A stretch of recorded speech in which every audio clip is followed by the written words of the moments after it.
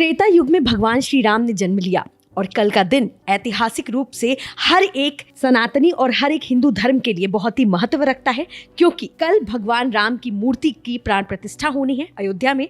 ऐसे तो अयोध्या वासियों में भी इस बात की बहुत ज़्यादा जश्न मनाया जा रहा है। देश के हर एक कोने से लोग अपनी आस्थाओं के सैलाब में डूबे हुए अयोध्या पहुंच रहे हैं, लेकिन जो लोग नहीं भी पहुंच पाए हैं, ऐसे भी राम भक्त हमारे बीच में मौजूद हैं। तो जिस तरीके से एक बहुत बड़े राम भक्त से आज मैं आपको मिलवाने वाली हूँ, जो हम भारतीय के सूत्रधार भी हैं, श्री कमल कुमार गुप्ता जी। सर, बहुत बहुत स्वागत है आपका न्यूज़ 81। मुझे पता है कि आप बहुत बड़े राम भक्त हैं, हर एक इंटरव्यू में भगवान राम के हर एक चरित्र का वर्णन करते हैं, रामचरितमानस को किस तरीके से अपने सरल शब्दों में आप तक पहुंचाते हैं कमल कुमार गुप्ता जी। तो आज जो है कमल जी से ये जानना चाहेंगे, जिस तरीके से तस्वीरें आ रही हैं, नेपाल से खुद लोग चलकर आ रहे हैं पैदल, यहाँ तक कि एक विशेष समुदाय के लोग, मुस्लिम धर्म की महिलाएं भी जो है वो भी राम भक्ति के सराबोर में डूबी हुई हैं, और कई अलग अलग देश से जो तस्वीरें, कई अलग अलग राज्य से, यूएस में, यूके में, हर जगह राम नाम का शोर है। सर, आपको क्या लगता है, ये एक अभी के हाल फिलहाल में होने वाला एक मोमेंट है,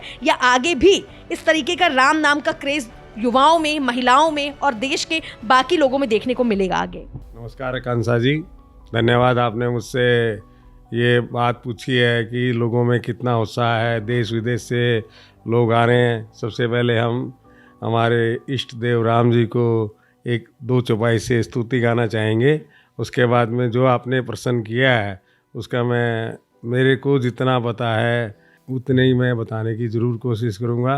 सिया राम में सब जग जानी, करे हूँ प्रणाम जोरी जुग पानी।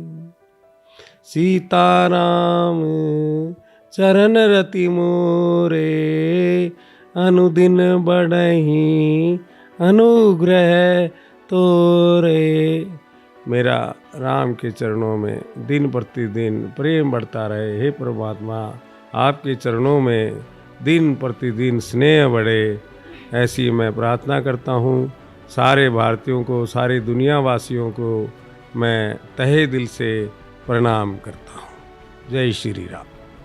देखिए, आपने पूछा आकांक्षा जी कि बड़ा जोश है लोगों में, बड़ा आनंद का माहौल है, सब प्रकार के धर्म के लोग, जैसे आपने बताया कि सब लोग उत्साहित हैं। और अयोध्या में जो रामलला की मूर्ति की स्थापना को लेकर लोग जगह जगह से, कोई पद यात्रा कर रहा है, कोई यात्राएं निकाल रहा है, कोई भंडारे कर रहा है। ये सदियों से होता आ रहा है और सदियों तक चलेगा, क्योंकि ये त्रेता युग में भगवान आए थे।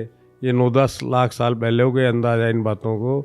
और देखिए, हम तो बचपन से रामलीलाएँ भी देखते आए हैं, सदियों से रामलीलाएँ भी चलती है। और भगवान हमारे जो है श्री राम सबके बीच में सर्वदा थे, सर्वदा है, सर्वदा रहेंगे। क्योंकि शास्त्र कहता है, हरि व्यापक सर्वत्र समाना, प्रेम ते प्रगट होई मैं जाना। भगवान जो प्रकट होते हैं, आते हैं, सभी के दिलों में आते हैं।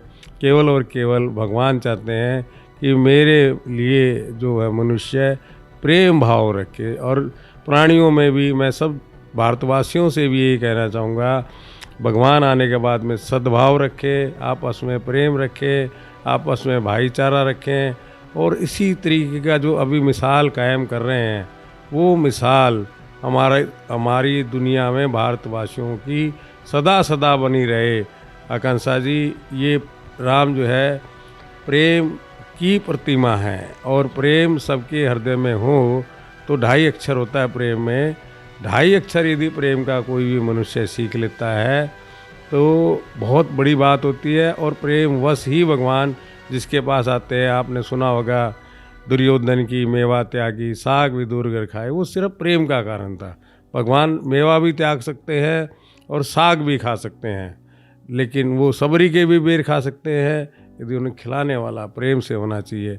सब भारतीयों से, सब दुनिया वासियों से मैं यही कहना चाहूँगा कि राम जी आ रहे हैं, विश्व शांति बने, एक दूसरे देश दूसरे पे युद्ध बंद करें, और आपस में जो राज्यों की बात है, भारतवासियों की बात है, सब लोग आपस में प्रेम भाईचारा बनाए, देश का विकास में ध्यान दें। और सभी जो हमारे भाई है भारत के, जो भी युवा शक्ति है, वो सब लोग एकजुटता से, क्योंकि हमारे भारत पे सबसे ज़्यादा युवा शक्ति है, उसका सदुपयोग करे और भारत को विश्व गुरु बनाए। कंसा जी, राम जी के आने का जो है ये अच्छा शुभ संकेत। तो मर्यादा पुरुषोत्तम श्री राम के भक्त बहुत हैं इस दुनिया में, और त्रेता युग में भी बहुत सारे भक्त देखने को मिले, लेकिन रामायण में कुछ ऐसे भक्त हैं जिनका जो है बहुत अच्छे से विस्तार पूर्वक विवरण हुआ है। सर, मैं चाहूंगी कि रामायण के उन पात्रों को आज जो है लाइमलाइट में लाया जाए, उन पर थोड़ा प्रकाश डाला जाए, जिन्होंने भगवान राम की बहुत सहायता करी है और एक अच्छे भक्त के रूप में अपने आप को स्थापित किया है। देखिए, जो भी राम की स्तुति गाता है और मानस में एक चौपाई आती है, राम कथा के ते अधिकारी, सभी अधिकारी है, जिन्हें सत्संगत अति प्यारी, जिनको हमेशा अच्छी संगत पसंद हो, सारे के सारे राम। पहली बात तो आप ये समझिए कि एक नहीं है, राम कथा के ते अधिकारी, जिनको सत्संगत अति प्यारी। ये जितने भी लोग हैं दुनिया में जिनको अच्छी संगत पसंद है, वो सारे के सारे भगत हैं। ऐसा नहीं कि दो चार हैं। जिनको संगत अच्छी है, भगवान हमेशा एक ही बात कहते थे, सत्य का संग। रघुकुलियों की जो नीति थी, भगवान जिस वंश में आए थे वो रघुकुल में आए थे, सूर्यवंश था, ये सूर्यवंशी थे। और रघुकुल रीत सदा चली आई, प्राण जाए पर वचन न जाई, नहीं असत्य सम पातक पुंजा, गिरि सम होए के कोटि गुंजा, सत्य मूल सब सुकृत सुहाए, वेद पुराण मुनिन जस गाए। तो जो भी मनुष्य असत्य भाषण करता है वो ठीक नहीं है। आदमी को सत्य का संग करना चाहिए। सत्य मूल से पुण्य उत्पन्न होते हैं। धर्म के 4 चरण होते हैं। सत्य सबसे पहला है, दया, पवित्रता और हिंसा। ये चीज़ 4 जो भी अमल में लाता है वो सबके सब दुनियावासी हमारे राम भगत हैं। अहिंसा ना करें, गौ हत्या ना करें, प्राणियों पर अत्याचार ना करें, किसी को भी ना सताएं, कोई भी कार्य अहिंसा भी ना करें, उदारता दिखाएं, हर प्राणी के प्रति दया दिखाएं। जो आदमी प्राणियों पे दया दिखाता है, ये उसका उल्टा यदि आप दया को लिख के आईने में रखोगे तो याद दिखेगा, तो भगवान उसकी हमेशा याद करते हैं। सत्य हमेशा सत्य ही होता है। सत्य का संग करना वो जितने लोग करते हैं वो भी सब राम भगत हैं। और जितने भी लोग इन 4 चीज़ों में से एक गुण को भी माने, वो सारी दुनिया के लोग राम के भगत हैं। राम के भगत विशेष होते हैं ऐसा नहीं है, क्योंकि जो भी भगवान के कार्यों को आगे बढ़ाता है, जैसे हनुमान जी थे, आप हनुमान जी की बात पूछना चाहेंगे, तो जो राम काज करीबे को आतुर, भगवान कहते हैं जो मेरी प्रकृति में मेरे कार्यों को आगे करता है। देखिए, आज प्रकृति में की जिम्मेदारी खाली केवल एक भगवान की क्यों है, या भारत सरकार में मैं कहूँगा एक अकेले जिम्मेदारी हमारे माननीय प्रधानमंत्री जी की क्यों है, सारे देशवासियों की है।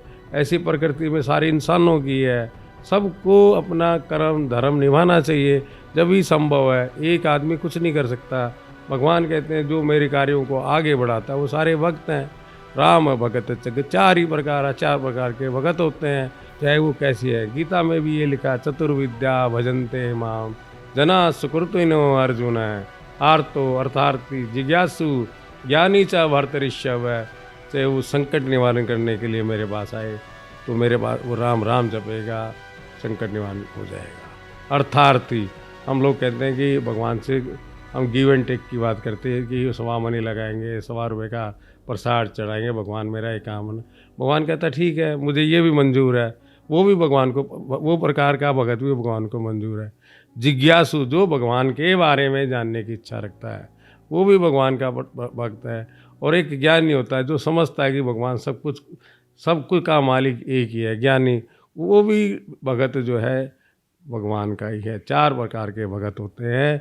चाहे भगवान के पास धन मांगने जाए जरूर, चाहे अपना संकट निवारण करने के लिए जाए, चाहे वो किसी को जानने की इच्छा से भगवान के बारे में कथाएं सुनने जाएं, तो भी वो भगवान का भगत है। चाहे ज्ञानी बन के जाए, चाहे सहज रूप में जाए, भगवान कहते हैं निर्मल मन जन सो मोहि पावा, मोई कपट छल छिद्र न भावा, भेद लेन दसवा पठवा दस सीसा, तब उन्हें कछु भय हानि कबीसा। विभीषण भी आता तो उसको भी भगत बना के अपनी शरण में रखते हैं। भगवान कहते हैं मेरे पास आओ तो निर्मल मन से आओ, तो गंगा जल की तरह पवित्र होके आओ। मन में राग द्वेष छल कपट के साथ नहीं आए। जो भी मनुष्य निर्मल मन से भगवान को चाहता है आकांक्षा जी, वो सारे के सारे राम के भगत है।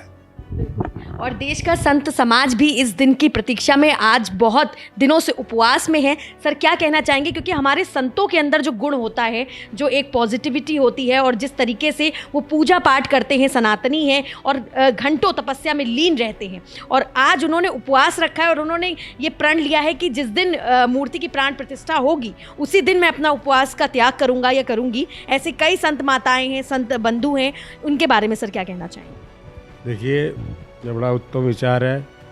आज तो वैसे भी रखना चाहिए सबको। आज एकादशी है, एकादशी के दिन तो वैसे भी अनाज नहीं खाते, तो मैं भी आज एकादशी का व्रत में हूँ। और जब तक प्राण ही नहीं आए तो फिर अन्न खा के करेंगे क्या। तो ये लोग यदि कल तक प्राण प्रतिष्ठा का इंतज़ार कर रहे हैं तो बहुत अच्छी बात है, बहुत सुंदर है कि भगवान में जैसे जैसे अंदर प्राण आ जाएंगे तभी खाने का मज़ा आएगा। तो एक दिन का उपवास बहुत अच्छा है, क्योंकि आज एकादशी है और एकादशी भगवान का सबसे बड़ा दिन होता है। और कल भगवान द्वादशी के दिन आ रहे हैं, वो बहुत उत्तम और भी उत्तम मुहूर्त होता है। तो एकादशी का व्रत करके द्वादशी में भगवान की प्राण प्रतिष्ठा करने के बाद स्वयं भी भोजन करें, दूसरों को भी भोजन कराएं, ये बहुत उत्तम बात है कंसा जी। बहुत बहुत धन्यवाद सर। तो देखा आपने जिस तरीके से एक राम भक्त ने अपनी भावनाओं को व्यक्त किया और एकादशी का व्रत भी रखा है सर ने, ताकि मूर्ति की प्राण प्रतिष्ठा के तौर पर उन्होंने अपना एक खुद के इमोशंस को व्यक्त किया है। उम्मीद करती हूँ सर के साथ ये इंटरव्यू आपको बहुत पसंद आया होगा। ऐसे ही वीडियोज़ को देखने के लिए हमें कमेंट सेशन बॉक्स में अपने सुझाव ज़रूर दें और देखते रहें धर्म अनुभूति मेरे यानी आकांक्षा के साथ। नमस्कार। जय श्री राम।